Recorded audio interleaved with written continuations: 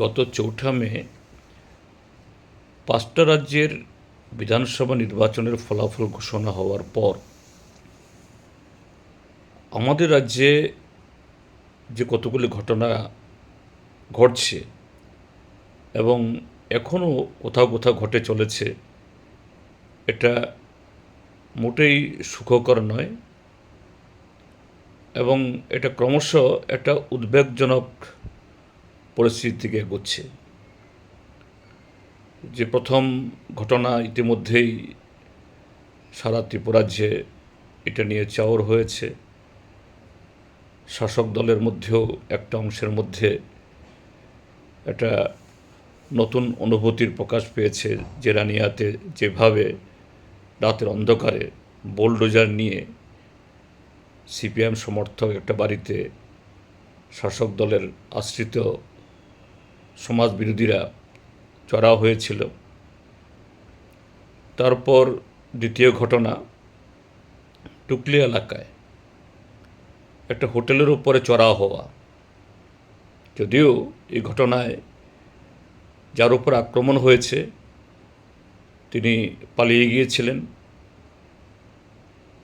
অন্য জায়গাতে এবং পুলিশ হদিশ করেছে। এটা নিয়ে পুলিশ এখন পাল্টা তথ্য দিয়েছে যে না, এই লোকটা তিনি নিজ থেকেই সরে গেছেন। হতে পারে, কেননা যে হোটেলের উপর আক্রমণ, এটা তো মানে ঘটনা ঘটেছে যে সে কারণে হয়তো বা কিংকর্তব্য বিমূঢ় হয়ে সে হোটেলের মালিক তিনি প্রাণ বাঁচাতে চলে গেছেন পরিবার লোককে না জানিয়ে। কিন্তু যেভাবে প্রকাশ্য দিবালোকে আক্রমণ, হোটেল বন্ধ করে দেওয়ার হুমকি, আরও নানাভাবে পরিবার লোকেদের উপর আক্রমণ, এটা তো গুরুতর অন্যায় এবং সম্পূর্ণ অগণতান্ত্রিক। তারপর তৃতীয় যে ঘটনা ঘটেছে,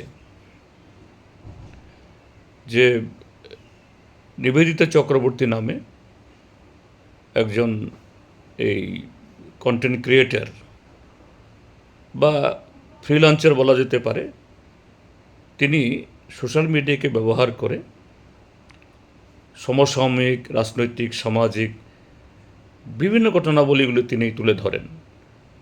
এটা একটা নাগরিকের বাক স্বাধীনতা, রাইট টু স্পিক বা রাইট টু এক্সপ্রেশন।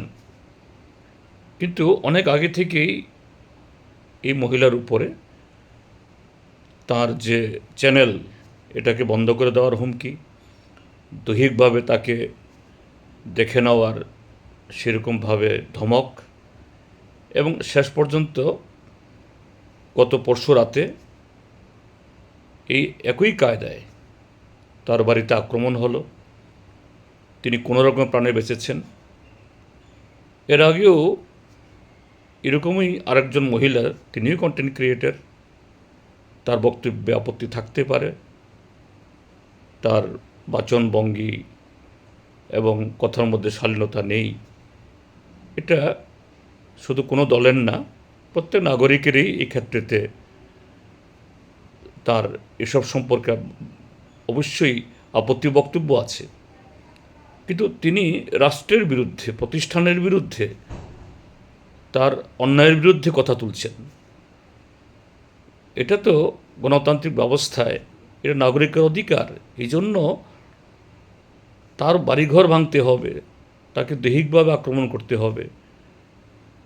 এই নিবেদিতা চক্রবর্তী সহ সে মহিলাটির উপরও, এগুলি তো এক ধরনের স্বৈরাচার।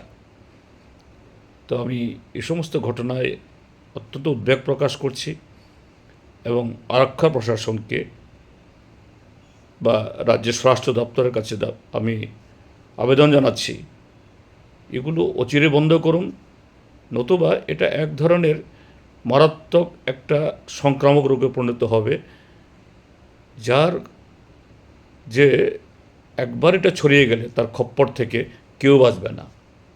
শাসক দল যারা ভাবছে তাদেরকে লেলিয়ে দিয়ে তারা তাদের খায়েশ পেটাবেন, তারা রক্ষা পাবেন না। এগুলি বন্ধ হওয়া দরকার।